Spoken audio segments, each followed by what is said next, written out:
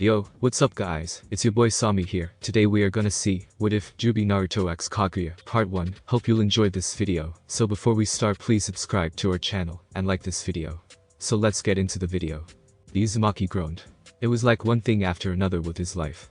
Both Sasuke and he had put aside their differences to work together to defeat Uchiha Madara. Imagine their surprise when Black Setsu not only betrayed and stabbed Madara in the back, but returned his mother, Kaguya motherfucking Otsutsuki, to the world of the living. Hell, imagine everyone's faces when Black Setsu admitted to being the physical manifestation of Kaguya's will.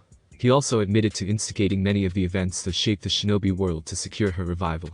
From manipulating Indra to go to war with Asura to Madara, believing that Izutsuki no Mikaikakui of the Moon Plan was a way to bring peace.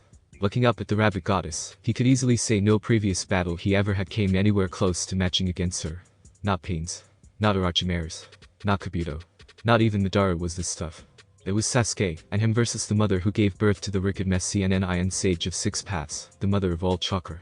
Even with the powers they gained from Hagoromo Jiji, they were getting tossed around like mere insects. His numerous scars were more than enough to back him up. It was only by quick planning, their instincts, and pure luck they had survived this long. In the end, they were able to surprise Kaguya, and use the opportunity to seal her, and her Black Setsu. However, Naruto, being a quick thinker, realized that there was a possibility that a day would come when the seal would fail, as all seals do, and she would be free to begin his terror once again, only this time no one would be able to stop her. He decided to use a technique, one which he knew was risky, though he had no other choice. So with the help of Kurama, the combined chakra of the Biju, and his Uzumaki sealing knowledge, he used the very technique the Sage of Six Paths used to seal the abomination Kaguya had transformed into within his body. It was a suicidal move, which would no doubt mean his death, his human body unable to handle the enormous supply and intensity of the Shinju divine tree, the primordial being of his world, chakra within the demigoddess, but he had no choice. At first, she just stared smugly down at them, as the seal had seemingly failed after it started shining. However, before the self-proclaimed goddess could make a snide comment, she let out a painful shriek before she was sealed inside the Uzumaki. A number of things transpired after this event. One being Naruto going through a shit ton of pain he had never ever felt before. A Chidori to the chest twice couldn't even match this pain. The second being Sasuke's Six Paths chakra forcefully leaving his body. Hence why he's currently screaming in pain.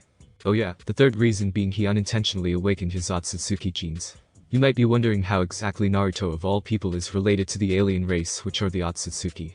It's quite interesting actually. He was a Uzumaki, his distant cousin clan were the Senju, who were the descendants of Hagoromo Jiji, who was the son of Kaguya. A race that had the ability to adapt to any damn thing, increase brain power for getting out of some of the most fucked situations possible, or bodily adaptations, which was what allowed Kaguya to even gain the ability to wield chakra from the Shinju fruit in the first place. All the chakra Kaguya, Sasuke, and he wielded began to bond, and become his. Awesome, right? No. The pain was incredibly painful, from the second it entered his body to finally when it stopped. And then it wasn't just them three. Kurama's, and the other Biju chakras still within him, and those taken from Kaguya began to adapt to his body, turning him into something completely different. The sudden surge of power threw both his teammates, and people around him back violently before he blacked out.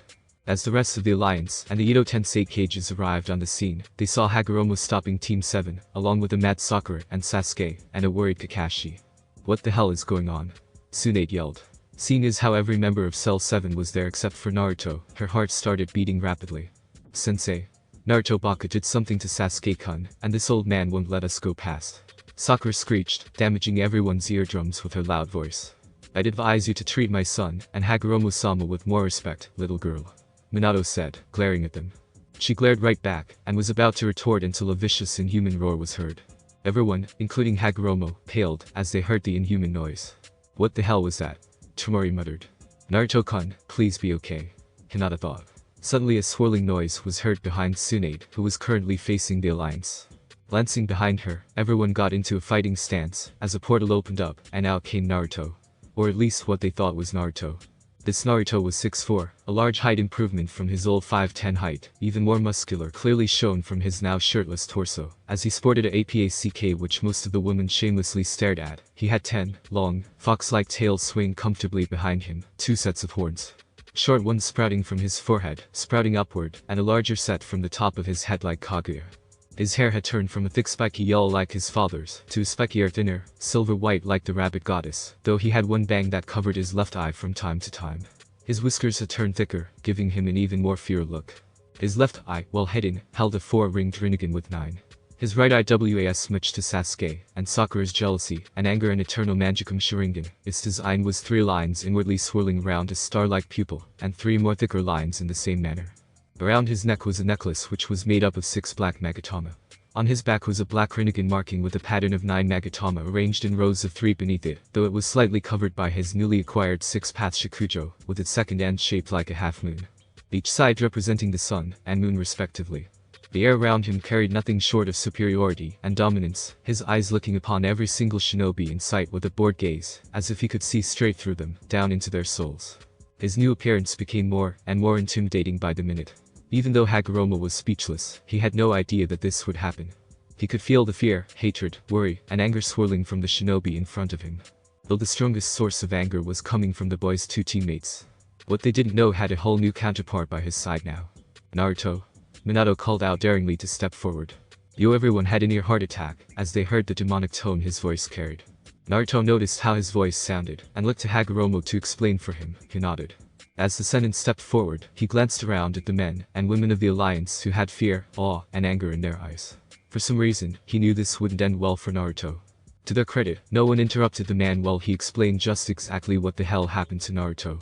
From start to finish, both Sasuke and Sakura had something to say, but were silenced by glares from Kakashi, Tsunade, and Minato.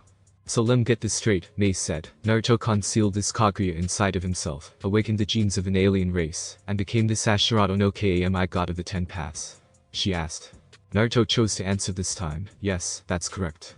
Kurama before I absorbed him told me that being related to Hagoromo Chichi meant that I was related to Kaguya. The bonding process was incredibly painful. I'm honestly glad I blacked out when I did. What do you mean by absorbed Kurama? Isn't he and the others sealed inside you with Kaguya? Hagoromo asked. As Kaguya did her best to fight against Kurama, and him, the other Bijuu, and their fellow containers, had joined in to help subdue her. How they did it, where they came from he didn't know. He was just grateful they came. Shaking his head, he spoke quietly. Kaguya didn't go willingly, so they had to subdue her long enough for me to absorb her entire being. However, they ended up getting absorbed too. I tried to talk them out of it, but they told me it was either they all go or the world does, with me reforming in a couple of years. Judging from the fact I'm still here, you see what choice I made. As they all reformed together, they created the Juubi, and increased my chakra to levels beyond comprehension. The Uzumaki said, trying not to laugh at the jealousy and hatred displayed from his teammates. The sage couldn't help but look downward at the knowledge his children had died. While he was proud of them for dying for a valiant cause, he felt their deaths were just untimely. Sensing the elderly man's emotions, he put a hand on his shoulder. If it makes you feel any better, all of them, especially Kurama, said they loved you and would miss you. That brought a smile to the man's voice, however it was short-lived. Dobe, give me back my power. Sasuke yelled, marching over, followed by who else but Sakura. Why do you need it? The war is over, the world is safe, and considering the fact every village pitched in to become one to beat Madara and Obito, I can safely assume there won't be any type of aggression between them. I need the power because I'm gonna be Hokage. I'm going to kill the 5 Kage, then the Bijuu, and whoever else decides to get in my way. I'll be the world's only ruler. A world where no one can oppose me. The Uchiha shouted, causing everyone to look at him, as if he had grown a second head. Who in their right mind would make you Hokage? The taller male questioned, raising an eyebrow seeing how this was going. Konoha would easily make Sasuke-kan Hokage. He's been loved there since he was a kid. Sakura screeched, causing everyone to go temporarily deaf. It was worse for Naruto now, since his hearing was now more enhanced than it ever was. I said in their right mind, you know, as insane, not mentally disabled, or flat out stupid. Konoha is filled with arrogant bigots, fools, and tyrants. From the elders, to the civilian council, to the civilians, and shinobi themselves are corrupt to the core. They care not for others, but for themselves, and their own power ranking. Of course pathetic people like that would accept someone like Sasuke. Naruto snapped. More than a couple Konoha growled at what the Uzumaki said. Sure, their village wasn't perfect, but they weren't gonna let this freak talk down upon their home. Shut up. You've always been jealous of how everyone loved me. You've been seen as nothing more than a freak, a loser, and a peasant in the eyes of Konoha, but also your precious Sakura-chan. Do you really think they'll accept you now? Sasuke shouted, his eyes turning into his magicum spinning rapidly. Naruto laughed, though everyone felt shivers from the dark amusement inside it. I could care less of what any of you think of me honestly, especially those from Konoha. He glanced at the eye-twitching Pincat who everyone could easily tell wanted to start swinging. Something wrong, Haruno? She glared at him before channeling chakra to her fist, before rushing at him with a cocked bat. When Sasuke-kan tells you to do something, you do it. She screeched. The Uzumaki simply stared at the charging girl, unfazed by her anger, and honestly disgusted by her actions. The transmission between his original personality to the one he has now was actually a life changer, honestly. He could easily see both Sasuke and Sakura were lost causes, with Sasuke admitting that he was literally going to attempt to kill the 5 Kage and anyone else who got in his way, and Sakura the girl obviously was mental. Minato and Kakashi were about to stop her, but a hand from Naruto held them in their place, before he glanced back at his teammate, who looked hellbent on wanting to hurt him. Let's see you talk back to Sasuke-kun now, Naruto baka. The white silver-haired nin simply held out his hand, and caught the fist easily with a yawn, much to the shock of those present, and anger of the girl. She let out a rage-filled cry, and began swinging her fists rapidly at him, thinking more than 3 would catch him, and hopefully bring him horrible pain. Only to be completely stumped, as he simply batted them away without a second glance, all the while smirking.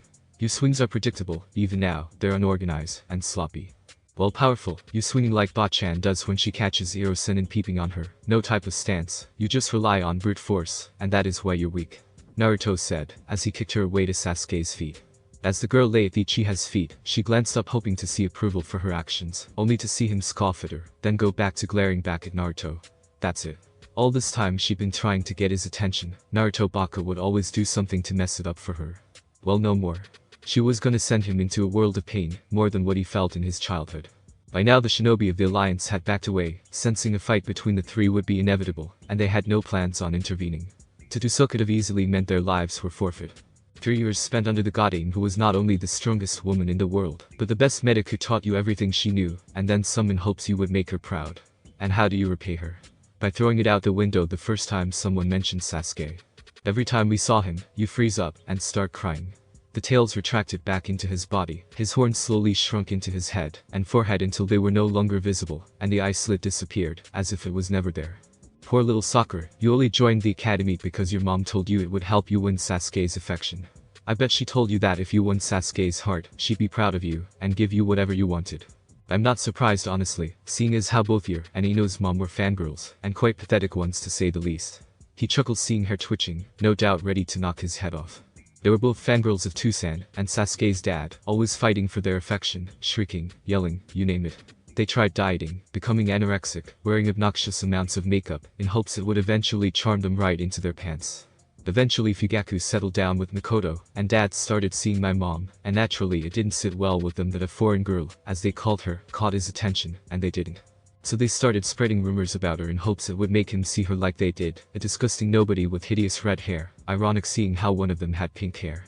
Though no shocker, it failed, and the lies were easily traced back to them. So they did the next best thing in their mind, challenged her to a fight in a public place. Minato snorted. He knew exactly how that ended for the two, and why he was so scared of his wife. The woman had promptly beaten the girls within an inch of their lives, and when they had tried to lie to Sandane, he immediately cleared everything up, and told the truth. Afterwards he had told the girls to never talk to him or Kushina ever again, unless it was about shinobi business, and that only. Following their oh-so-humiliating public beatdown, Ino's mom reluctantly settled down with Inoichi-san, while your mom was determined to get into the pants of someone of high status.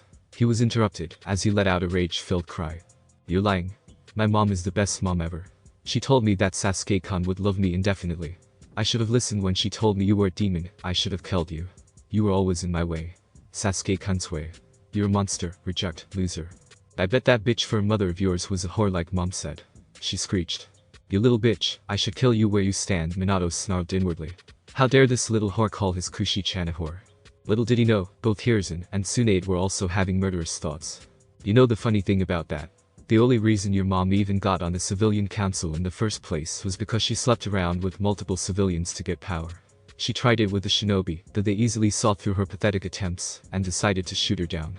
Then the Kyuubi attack came, Tusan and Ka-san died, yet there was this blonde child with whiskers that resembled the Yondaime greatly. Are you still following me here?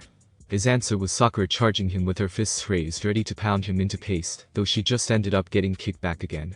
The shinobi and Kages looking on could only watch and listen as the Uzumaki destroyed the girl and her mom's image in front of their eyes, exposing just how sick and twisted both individuals truly were in the head. Even Sasuke was shocked and disgusted. Those two whores were responsible for their daughters constantly fawning over him. So your and Ino's mom then devised a plan among their female members of their clan, telling them who my mother was. It was actually a clever plan, seeing as how all those females were fangirls and resented my mother for getting his attention when they failed, so they'd take out their frustration on me. Whenever the mobs rolled around, they'd roll around and help beat me, yelling things about my mother being a whore, how I was the reason their Yondaime-kun was gone. He said in a mocking tone that could only be seen as disrespectful. Sakura, seeing red, charged at him once more with a banshee cry, swinging wildly mad with rage, embarrassment, and hatred. It's even more hilarious seeing how when Sasuke left the village, Ino's mom told her that she could quit being a ninja, seeing how there was no real reason for it, and she almost did before Inoichi intervened. Ino, who was with her fellow Konohanin, could only widen her eyes in realization. All those memories of her mother forcing her to be more girly, the makeup, the dieting, the forcing to like Sasuke. Sure, she had a crush on the Uchiha, but her mother had all but force her to the extreme of even yelling out she'd be his wife at times, the encouragement of degrading Naruto, and even at one time telling her that if she saw him bleeding out to flat out kill him. When word got out about the retrieval squad failing to bring him back, her mother had cursed every single one of them, and hoped they died a horrible painful death. What type of woman, crush obsessed or not, does that? Especially Naruto. When her mother suggested she quit being a shinobi, she was skeptical, but after her mother telling her Sasuke was gone, there had been no real reason. She almost did until her dad came downstairs with a face of anger she had never seen before, demanding to know why her mother was telling her to give up being a ninja.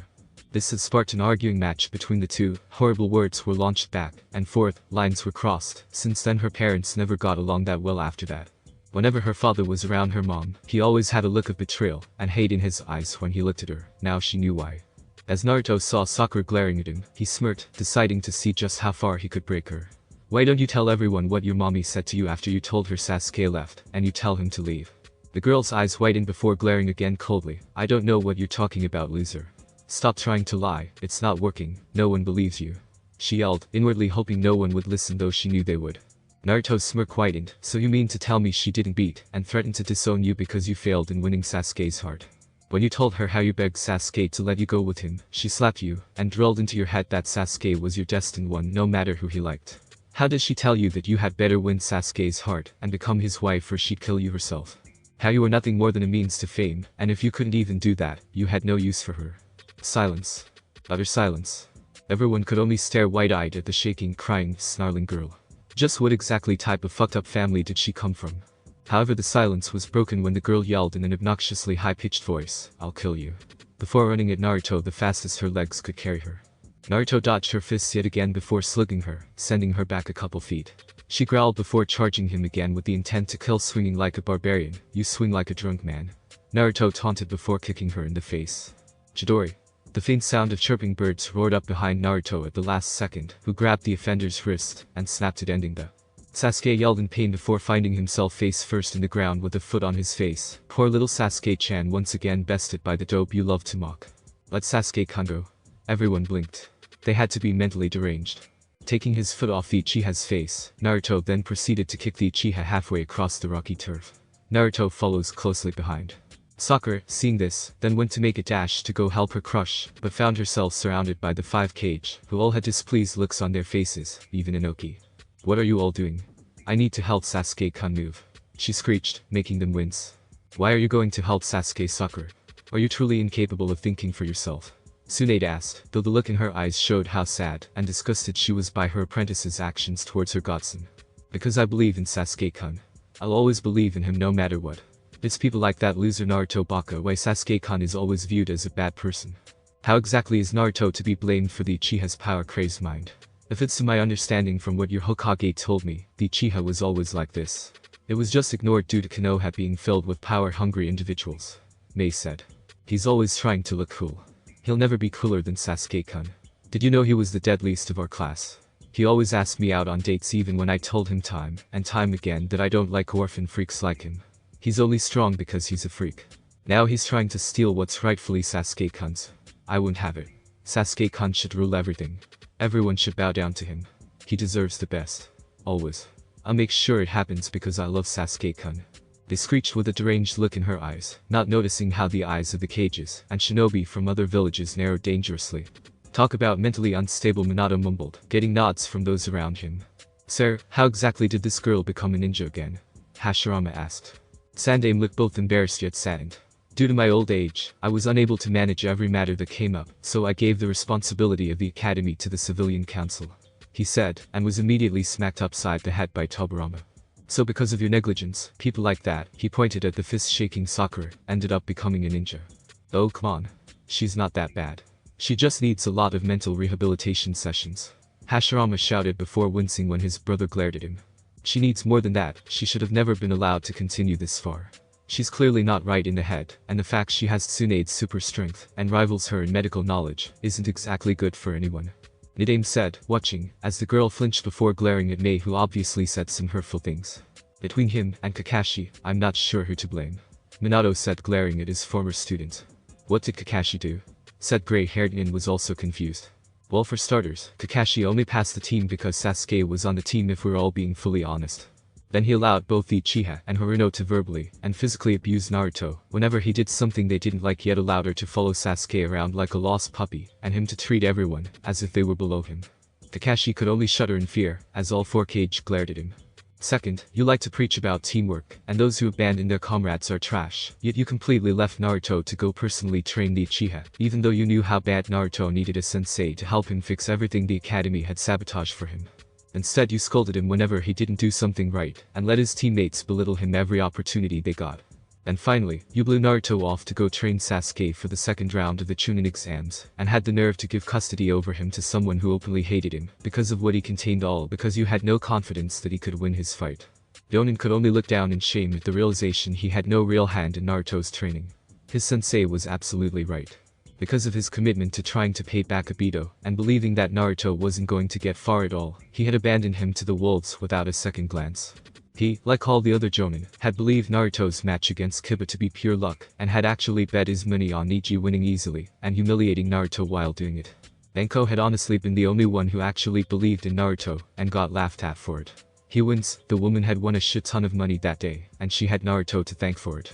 Sarutobi began to chuckle sadly. It's amazing honestly, he said, drawing attention to him. Even though we all screwed up in our own way, me with informing them he was the jailer, Kakashi, Sasuke, and the villagers, and shinobi alike doing their best to make sure his life was miserable, full of scorn and hate, he never let that hold him back, and now look, he's become the strongest being the shinobi world has ever seen. The deceased Kage shed a tear looking over to where Naruto had gone to fight Sasuke with a pained expression. I hope you can forgive this old man, Naruto-kun. Naruto looked over at the figure of Uchiha Sasuke who snarled at him, his eyes glaring at him with hatred. I'm going to enjoy killing you, and dragging your pathetic corpse in front of everyone you love. Then I'll piss on it before I kill them. Sasuke shouted with a deranged look beginning to show in his eyes. Naruto simply looked at his old teammate with disgust. He'd never understand what the females in Konoha ever saw in him. Then again, many, if not all of the females in Konoha were shallow, power-hungry, spoiled girls who wanted to have everything, not caring who they hurt in the process. Hagoromo could only watch in sadness. It seemed the cycle was to go on forever. One of the reincarnations, if not both, would die fighting one another. However, he was not blinded by a prophecy, so to speak. He, as well as anyone with a brain, could see how twisted Indra's reincarnation had become. Like the rest of his clan, he had been tainted and corrupted by the curse of hatred. There was little if nothing anyone could do. He had unfortunately seen what Sasuke had done while serving under Orochimaru. The pain and suffering he inflicted onto innocents were the actions of a sick and twisted being. Someone who had no possible way of redemption. He smiled as he looked at the stone-faced reincarnation of Asur. The boy had gone through hell his entire life, whether it was neglect, physical or mental abuse, starvation, and just being exposed to the cruel horrors humanity had to show at such a young age. There were times where the old sage was positive the boy would eventually snap and release Kurama to exact revenge. Yet he didn't. Instead, he put on a mask to hide his suffering, choosing to believe that by becoming Hokage, he would gain the respect he so righteously deserved from everyone. There were doubts at every corner for the boy, whether it was because of what he held within him, or due to the fact of suffering from isolation the majority of his childhood. He was different from everyone else. Though he couldn't help but think about Naruto's earlier words about Konoha.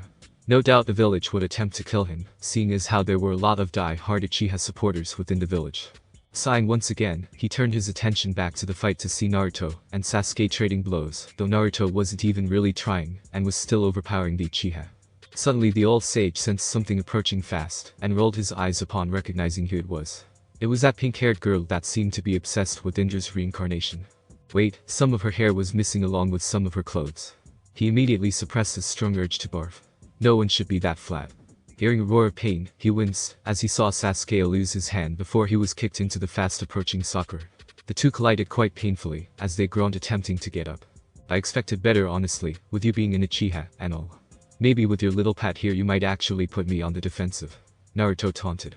Funniest thing about Team 7, each member had their own personal egos, and if you disrespected them in any way, they could easily be beaten into submission due to their pride in getting the best of them. With Sasuke killing Orochimaru, fighting both Madara and Kaguya and living, his ego was at an all-time high to say the least. He'd do his usual facial expression of hatred, go on a rant, and charge in with a sense of superiority. Sakura was the same, with the announcement of her being an apprentice to the god Aim. He'd hear about her treating other people under her command like slaves, doing little to nothing work-wise unless Shizune or Tsunade came to oversee her. Even himself, back when he was weak, he had an ego. An ego that never let him lose or give up, despite everyone always putting him down. It honestly made him wonder how much luck he truly had. He watched in amusement as the two charged him with kunai, though he felt the need to puke as he examined Sakura's new look. The right side of her hair was missing, face looked swollen, black eye, and it looked like she would collapse any minute. I bet the old hag regrets giving her lessons now, the Uzumaki thought as he swiftly and calmly dodged the kunai strikes. He could see them getting more and more upset as they missed, so he decided to taunt them some more. For a so-called elite, you can't even touch me. Those eyes of yours not working. You haven't used them yet. He could see the Uchiha practically steaming from his ears. Shut up. I'll kill you. Naruto was right though, Sasuke was low on chakra, and to even attempt to use any kind of would be suicide. You kill me. Hilarious, you only beat me those times when we fought because I just wanted to knock you unconscious, while you were trying your hardest to kill us. After all these years, I'm finally ending our bond permanently. Just shut up and die. Sakura yelled behind Naruto as she threw a punch meant to knock his head off. Though both she and Sasuke were more than shocked when a katana sliced through her stomach and was then sent through her heart before a Rasengan to the head finished her off. The Uzumaki merely glanced at the dead corpse before staring back at the Uchiha, who looked on in fear, especially after a surge of electricity covered his former teammate's hand. For the first time since the Uchiha massacre, Uchiha Sasuke ran in fear for his life. Naruto smirked as he watched the so-called strongest of them two run with his tail tucked between his legs. It was actually amusing to see him trip over his own feet. But alas, all good things come to an end eventually. Flashing in front of the Uchiha, he palmed his head, staring him in the eyes. The rest of your clan are waiting for you in hell. What happened after that could only be described as the most painful thing Sasuke had ever felt. It was as if everything on his body was being pulled apart. He could feel his grip on his life was slipping away little by little, just to make the pain all the more excruciating. Naruto felt no remorse or regret as he watched his former teammate's soul leave his body. But then again, why should he? Who in their right mind would risk their life trying to help an unstable power-hungry self-entitled who drove not one, but two chitterers through your chest with the intent to kill? He turned around as he saw Hagoromo approaching him. I was hoping that one day the descendants of my sons would one day be able to walk the world together peacefully. The sage started with a sigh. However, now I see such a thing is impossible, and might never be possible. That's just how the cycle is, Gigi. But I feel there's a more important subject you wish to talk about. Naruto replied. Hagoromo nodded. You've grown incredibly strong. I fear those you call your allies will turn on you for their greedy devices. I merely wish for you to be aware of those who would betray you. The Uzumaki nodded, understanding the sage's warning. If or when the time comes, they'll be dealt with. That's not what I meant. Then what do you mean? If the entire Shinobi Alliance turned on me with the intent to use me as a weapon, how do you think I should respond? Exactly, peace never comes without pain and suffering. If this war hasn't brought enough of that, then they must be dealt with. Hagoromo sighed sadly, but couldn't help but agree. If they still didn't know how to work together and end the cycle of war and bloodshed, the shinobi would have to be dealt with. Naruto merely walked over to Sasuke's body, removing his eyes before crushing them, then burning his body. Better to be safe than sorry. So what will you do now? He asked Hagoromo. The cycle is over. The curse of hatred has been exterminated. I no longer see a reason to prolong my death. I also believe the elemental nations are safe in your hands. Naruto nodded sadly. I see. Hagoromo walked over and placed his fingers over Naruto's forehead, causing him to get a slight headache as he became overwhelmed with knowledge. Goodbye, Naruto, Hagoromo said as he began to fade. Goodbye, Hagoromo Chichi.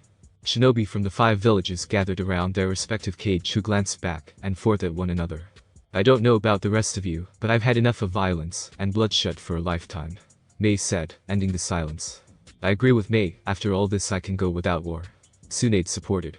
Speak for yourself, Senju. Iwa and Konoha will never be on friendly terms, and you can thank your yandere for that, Inoki said, glaring at the big-breasted Hokage and her shinobi. He couldn't glare at the real man because he had returned to the afterlife. The coward. His claim was supported by multiple Iwa shinobi, his granddaughter, Kurasuchi, the loudest of them all. Nor will we have any peace talks with Konoha, Mist, or Suna. Both Inoki and I only agreed to this farce of an alliance because of the danger Madara and his supporters posed. Our respective villages have lost very little shinobi compared to yours. What's stopping us from wiping you all out and taking what we want from your villages? I said, leering perversely at Hinata. Gaara merely closed his eyes as a smirk graced his face. Find something funny like Kazuki-sama, Kakashi said, drawing everyone's attention to the radiated man. Indeed, they're forgetting the biggest flaw with their so-called plan, he said. And what is that exactly? Me? Everyone's head snapped in the direction and paled at the kai being sent off in numerous waves. There stood one pissed off Naruto, his eyes narrowed dangerously at the Iwa and Kumonin, and judging from the murderous gaze he gave to both A and Inoki, it was safe to assume he heard everything. So let me get this straight, he chuckled, even after fighting Uchiha Madara, Obito, the 10 Tails, and being trapped in cocoons, and almost being turned into white Zetsu, you still want to fight. Better yet, you want to start the 5th fucking shinobi war. Both sides flinched under his commanding gaze until Kurotsuchi stepped forward. Don't try to guilt trip us, Namikaze. It's because of freaks like you this entire thing started. If we had just given you up willingly like I suggested, no one would have died. She shouted. Everyone, including her own grandfather, asked her, are you serious? Looks. If you truly believe that if you gave me up to them, and no one would have died, you're obviously mental. But then again, seeing how you'd more than likely kill kids if they so much as resembled my father, I'm not surprised. Naruto grumbled before shrugging off the enraged look on her face. So what will it be, you waltz back to your villages alive, or I send you all back in body bags? He asked, his intenseness making them sweat. As if. There's no way this idiot can be. Kurotsuchi's rant was stopped by her seeing her death before her eyes repeatedly. In fact, everyone in the area was unfortunate to catch a glimpse of how they would die if they wouldn't comply. We'll be taking our leave. A stuttered before him, and his Kumo shinobi retreated from the battlefield. Inoki, Kurotsuchi, and Iwa followed quickly, not only out of fear, but to scheme and plan on killing the last Namikaze heir. Naruto merely watched them flee until they were finally out of view. However, his attention was grabbed elsewhere as he sensed people approaching them. Turning, he saw Tsunade, Kakashi, Mei, Gaara, and Temari looking at him.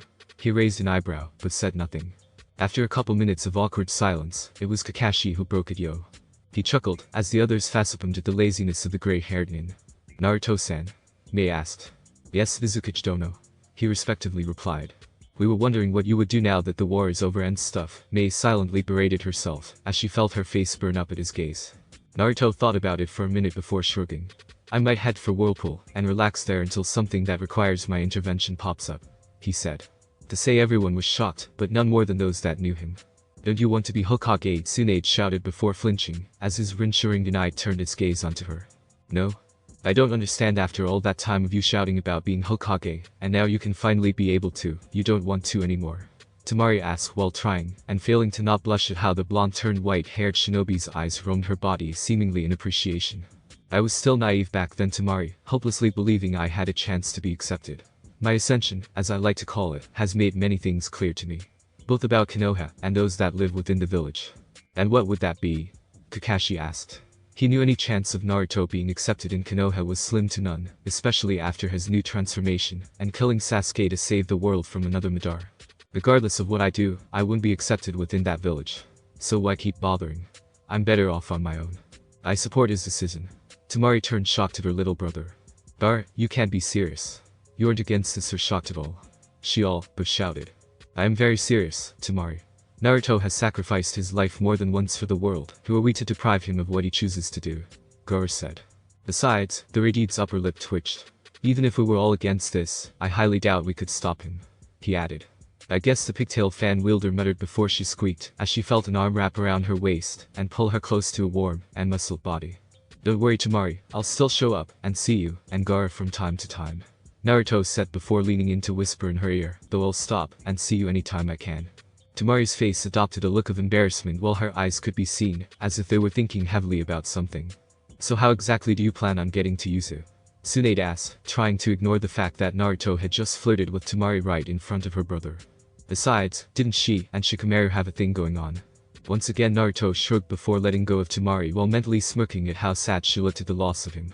I'll just find a way, I guess, anyways. Peace. With that, the white-haired shinobi disappeared in a swirl. It was at this moment Tsunade realized something big and couldn't help but groan. The council's gonna make me empty my safe cabinet. 5 years after the Fourth Shinobi War. After he effectively isolated himself away from known civilization, Naruto began learning just what he could and could not do. Eventually he found out thanks to the Juubi 10 tails, who he had named Shin. He had learned that due to Kaguya's near-endless chakra reserves, combined with the unlimited chakra from Madara, his possibilities were endless. He had discovered he was immortal, as he was constantly testing life-threatening almost every single day. He had mastered all elements and sub-elements, both his Rin Sharingan and Eternal Mangekyou powers, found out he was a Sensor-type shinobi, and even accessed Limbo, that invisible world of shadows. He had originally thought about using the Byakugan, but both him and Shin decided not to. Compared to the Sharingan and Rinnegan, it wasn't anything special. Sure, it granted him 360 vision, but against a jutsu like the Sharingan that gave him the ability to see chakra, ability to read lips, anticipate an enemy's move, and copy almost any jutsu from ninjutsu to taijutsu and genjutsu, it wasn't that cool. Compared to the Rinnegan that could master any along with all 5 elements, along with its ability to use 6 bodies which had different bodies with their own powerful abilities, the Byakugan was really a child's toy. Today, however, wasn't a day Naruto could train. The world was so silent you could only hear rain and the sound of feet pressing against the soul as it walked past countless dead shinobi, men and women, from different villages. The blood still dripped from their bodies, indicating they had been killed not long ago. The headbands ranged from Kumo to Iwa to Kiri to Suna to minor shinobi villages, and finally Konoha. Now you might be wondering just what the fuck happened, as to why so many shinobi from different villages were dead, and who exactly did it. The answer is quite simple. The cause of death was one Uzumaki Naruto. It had seemed Kaguya had kin who were still alive, and had planned to steal the Shinju fruit to gain more power. Only problem with that was that the Shinju was now in turn a part of Naruto, as in something that could not just be removed. Therefore they had sought to kill Naruto, and absorb his powers and body. He would not allow this to happen, so he took them both on without hesitation. From their respective planets to his. The war, if you wish to call it that from the way the terrain had been utterly destroyed, you think it was, had lasted days, weeks, months, between Naruto's armies, and theirs. You might also be wondering what army did Naruto have? Zetsu. Naruto gathered all the remaining Zetsu that had roamed the elemental nations, and Kaguya's personal dimensions of innocent humans she had trapped in her infinite Tsukuyomi, and were turned into Zetsus. After being there for so long, they were now lost creatures with no real purpose. Naruto had later on found out that Kaguya had planned something like this happening, therefore wanted to have armies ready, should she have to fight them. The Uzumaki had come to death many times, and at the end of many taunts when he was down only to get back up, showing incredible willpower. Plus having absorbed a Ito Tensei Madara that had unlimited chakra healths too. In the end, Naruto had defeated both Otsutsuki after finding out their names Momoshiki and Kanshiki, and upon having hundreds of thousands of Zetsu when he first went to war, he merely had hundreds. He was mentally exhausted, and just wanted to relax, however it seemed he was deemed for yet another task. Saving one Hyuga Hinata from a love-obsessed Otsutsuki Toneri, a branch member of the clan. Apparently he had been watching Hinata from the moon for years, and had finally decided to make her his bride. I still don't understand that part at all. He had assumed that since Naruto was preoccupied with fixing the damage left by the literal invasion that had occurred, things would go smoothly, and he'd have his bride. The fucked up thing was Hinata actually wanted to be his bride. Normally he wouldn't have that many objections to such a thing. However, Toneri had expressed a deep hatred for humanity, and wanted to wipe them all out. Even if Naruto only had a few friends left in the world, he still had to save it. It was like a hidden unspoken guideline you had to follow.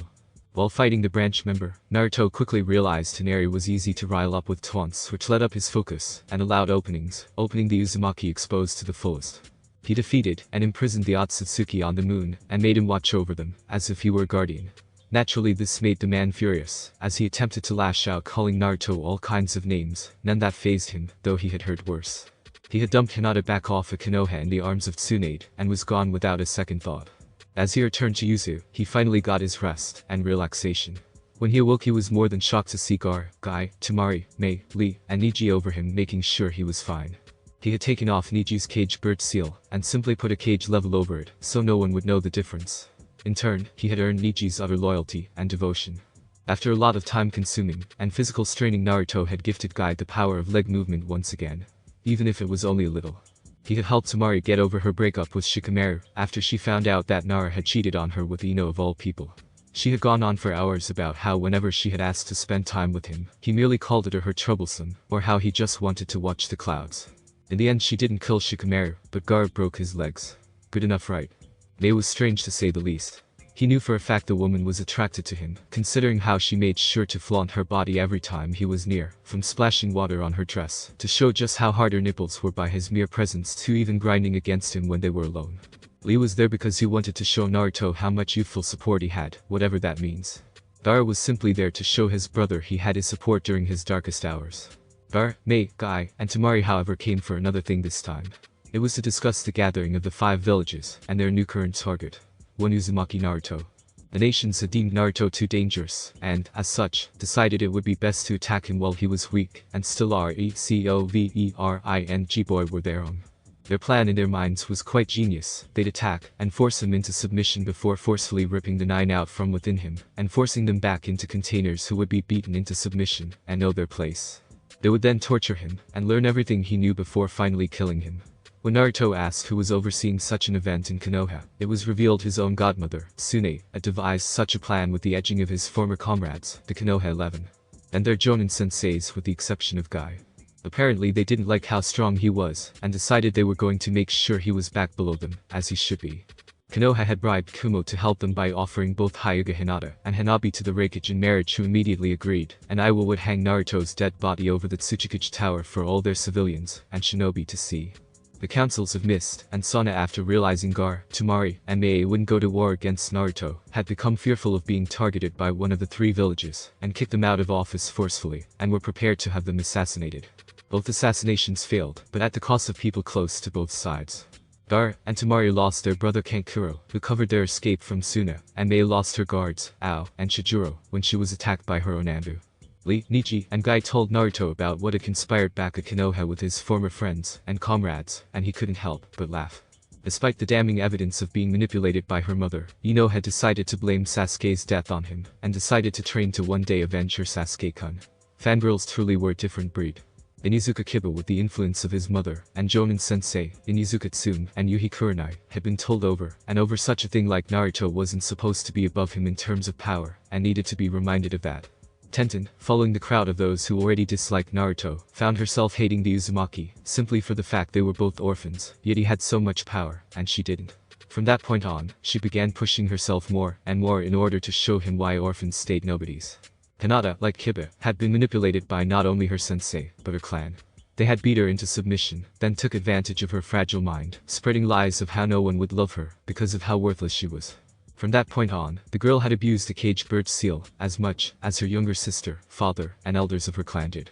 Nara Shikamaru had become furious at how Temari had moved on quickly from him to Naruto. At first he had theorized it down to the Uzumaki being merely a rebound, but after seeing just how happy the woman was with Naruto more than she ever was with him, he had vowed to make the blonde pay for being troublesome. Aburam Shino, like his clan, had no ill manner towards Naruto, however logic states that they had to turn on him in order for their clan to remain safe within Konoha's walls. The last person to display kindness for Naruto had been made an excuse of publicly. His name, Yumi no Ruka.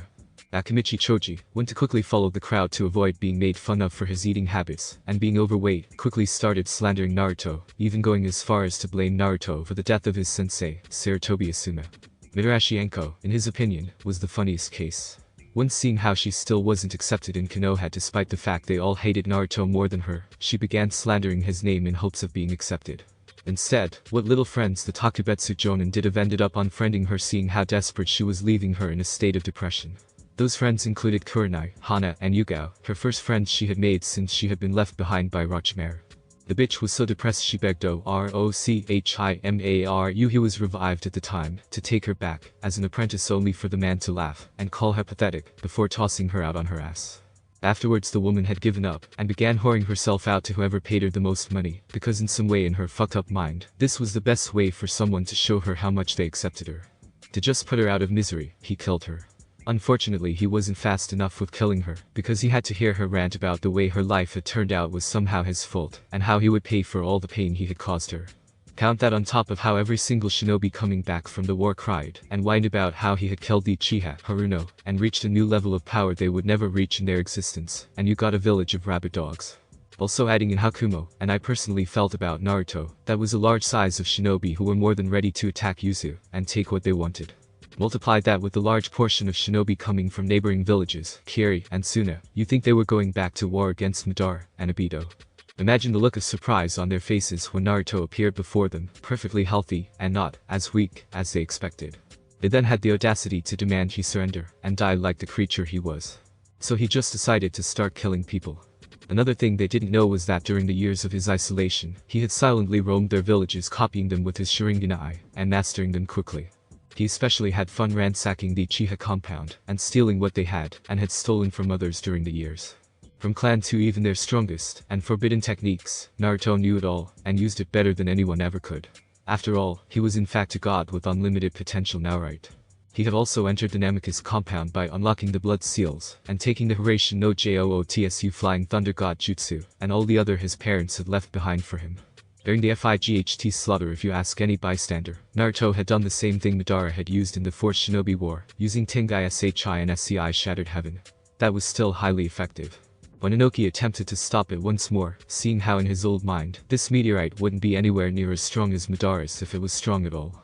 This was obviously his undoing, as he was crushed and killed by the meteorite, along with a large portion of his shinobi. Enraged at the loss of yet another family member at the hands of Namikaze, Kurasuchi attacked Naruto with fury, throwing out everything she had in her arsenal. He merely dodged, and avoided every single one she tossed at him with a mocking smirk, before beating her within an inch of her life, along with those idiotic enough to step in. He was however interrupted from dealing the killing blow by the arrival of Orochimaru, who was leading the Kiri, and Sunanin. The Snake Sanin's appearance merely delayed the inevitable, as he killed the now deceased Tsuchikage's granddaughter with a Chidori, before turning his attention towards the stunned Konoha shinobi who had arrived. His eyes glanced towards the bodies of his old comrades, lifeless and covered in blood. His eyes glanced over to Shikamaru's body to see a smirking Temari, who flung it up in the air with her fan, before Gaara crushed it with sand. Like he thought, they were arrogant, idiotic, and believed they were better than him. He easily tore through them, and left them to bleed slowly and painfully. He then glanced at the bodies of Hada Kakashi, Yuhi Kurenai, and Hinata. Flashback. About the time you got here. I was beginning to think you were just gonna watch, as everyone dies then runs back home. Naruto said, watching, as his former comrades began surrounding him, trying to intimidate him. How idiotic. Naruto merely looked at their faces before glancing at his supposed godmother in disgust, before finding the sky more entertaining than the worms around him. However, the Konoha 7 Niji and Lee had disappeared the night before their march on Yuzu took the time to look at the loser of their generation. He now wore black hanbu pants, fingerless gloves, a black t-shirt with a dark gray vest over it, his hair once white now red, as he did it out of respect for his fellow Uzumaki clan members, since he would be residing in Yuzu for as long as he wanted. His hair is still as spiky as before, with his bangs covering his left eye, giving occasional glimpses at his Rin Sharingan, and the Tomo spinning slowly. The horns showing off his Otsutsuki bloodline. I'm gonna show you just how much of a loser you are. Kiba snarled. You'll be begging for mercy after I'm done impaling you with all these weapons. Tenten threatened. I'm gonna turn you back into the talentless orphan loser Sasuke-kun, Sakura, and I made fun of. Ino taunted. Fate has determined you to be inferior to the power of the Hyuga clan. You are a loser, an abomination, and will be eradicated. Hinata said without a shred of emotion. It would be illogical to try to fight back. We can easily contain the Nine Tails' power. You have no chance of winning. Shino said. Let's just get this over with, you troublesome freak. Shikamaru said. Just make this easy for yourself, and give up, brat. You might have beaten the Tsuchikage and his daughter, but you can't possibly hope to beat the Reikage, me, and your old teammates. If you come quietly, we'll make your death quick. Tsunade said with no shred of remorse in her voice. Naruto blinked before chuckling softly before erupting into laughter, enraging the people around him. You actually think I still rely on Kurama's chakra? Or better yet, that I'm weaker than you? Newsflash, you aren't dreaming, and this is reality. The weak ones in this fight are you, and it's time you were all reminded how weak you truly are. He said, summoning a katana. Great, now I get to hear you scream. Die loser. Kiba shouted, as he rushed Naruto with the same mince he had years ago during the Chunin exams. He killed Naruto with one attack. Kajime no Jootsu Shadow Paralysis Jutsu. Shikamaru called out.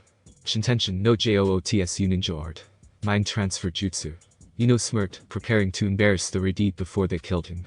The others watched on in glee, as how the cause of all their problems would be eradicated until it didn't happen. In a moment of blinding speed no one could keep up with, Kiba was cut up in several pieces, Shikamaru was being choked by his own shadow, and Ino was spazzing out on the ground with foam coming out of her mouth, and her eyes completely white. Kill him. Tsunade shouted, as more ninja began to charge at Naruto, who was still smirking. In an incredible and almost impossible display, Naruto began cutting down shinobi from every village, while dodging the occasional palm strikes from Hinata. It wasn't like they could hurt him, but he preferred not to be touched by these scum. He held out his hands, which caught the fists from both A and Tsunade, and slammed them face first into one another, before dodging a spiked mace from Tenten. You should have stayed a loser orphan like you were meant to be. She snarled before charging him again. Why? It's so much more fun watching weaklings gang up on you, as if they have a chance. Naruto taunted and smirked when she started swinging the mace wildly in an attempt to kill him. Shut and die. Dumping over her and reverse thrusting his sword through her chest before beheading her, he snorted in boredom. You first. Tenten. You'll pay for that monster. Choji yelled as he and Shino arrived with more shinobi. Shino's eyes whitened behind his bugs and were incinerated upon impact from Naruto's skin, and the smirk the Redeed was sending him showed he knew it. Naruto's right eye began to bleed as he yelled, "Amaterasu heavenly illumination." Dark flames began to rush towards the currently petrified group. They began throwing water after water at the flames, though it did nothing but seemed to make them ignite more. Upon contact, the nin began crying and begging for the pain to stop. He frowned as Shino simply let the flames consume him, while Choji tried to use his clans in an attempt to escape. In the end, both them and their comrades were burned into ashes. With them dead, that only left one more. Kaguya Kujin Sho Umlaut Gentle Fist Art. 8 trigrams 64 palms. There she was. 2, 4, 8, 16, 32, 64. Hinata's strikes were swift and strong, as she hoped to cause Naruto extreme pain and suffering, but to her anger, he showed physical signs of pain. He didn't even move an inch. My turn. Her eyes widened as he let off vicious palm strikes against her chest and stomach, forcing her to cough up spit and blood before sending her flying with the right hook. He snorted as he easily dispelled and turned to see a snarling Kurenai and Kakashi with both Mangekyou spinning, as the rest of the alliance closed in on them, with the appearance of a limping Tsunade, and Orochimaru. If their numbers weren't down to 300 or less, he might have been impressed by their willpower. However, it was clear they were on a do-or-die call now. Extending his arms, he uttered the words that would shake and destroy the alliance, Shinra TNSCI Almighty Push. Flashback end. The effects they had were huge. They killed the last remainder of their army, including Tsunade, who had never truly recovered from the battle versus Madara and Orochimaru. Kakashi, Kurenai, and Hinata miraculously survived, though they were quickly dealt with. He sat down on the steps of the Uzukichi Tower before Temari sat down next to him, resting her head on his shoulder. If someone told me Naruto of all people would become strong enough to beat the entire alliance and win, I'd laugh in their face. Now that I'm seeing it, I don't even know how to respond. Niji said. Naruto-kun's youthfulness is unmatchable. Lee yelled. What would make Tsunade do something like this? Guru wondered out loud. Before, I would have cared to know why my godmother would go and betray me. Now, I could care less. Naruto said, as he rested on his palms. What about the rest of the nations and daimyos? I doubt they'll be any less cooperative. The shorter of the Redeeds pointed out. You let me worry about that, but know this. The Uzumaki got up from the stairs and looked into the sky, his mouth forming a vicious grin. Yuzu will be reborn. Thanks for watching my video. Leave a like if you enjoyed my video, and also do consider subscribing to my channel for more awesome content. See you next time. Till then, sayonara.